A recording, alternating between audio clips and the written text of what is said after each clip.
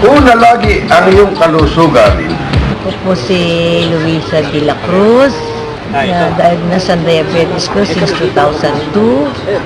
Nung malaman ko na ang REM nagpapalakas ng bato kasi natatakot kasi ako sa sakit ng diabetes. Alam ko maraming komplikasyon. Okay?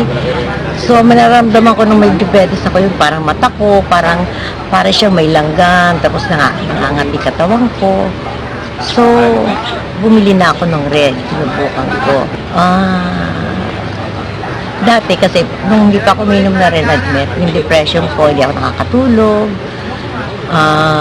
Parang, siyempre, pagka naiisip ng mga komplikasyon, nang uminom na ako, lumakas yung katok, pagka nakakatulog ako, tsaka yung puyat.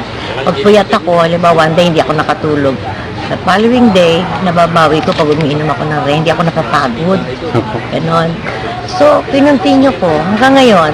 Yung isa pa, kaya ako nag-stick sa RED, nung sabi sa akin ng doktor na mag-insulin ako kasi hindi siya bumababa. Nung mag-re ako, na-maintain ko yung wala komplikasyon. Yan ang pinagpapasalamat ko.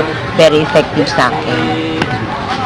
Nawala na yung pagka-stressful ko, depression ko, tapos naramdam ko tuwing umaga, kayang-kaya ko mga trabaho, wala akong nararamdaman.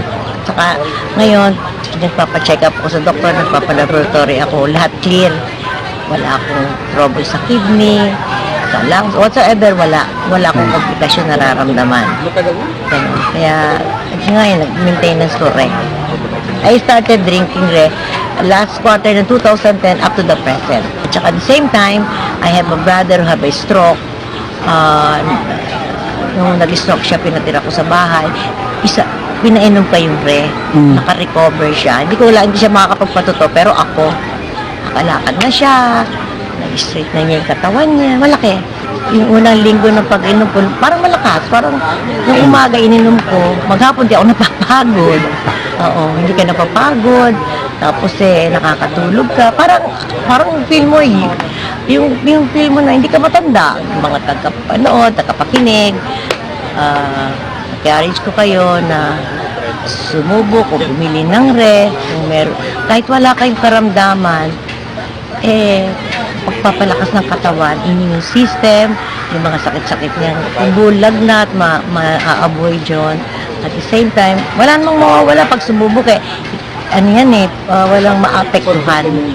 The more na lalakas ka, the more na sisigla ka, ganun. Yun lang. Magiging alive.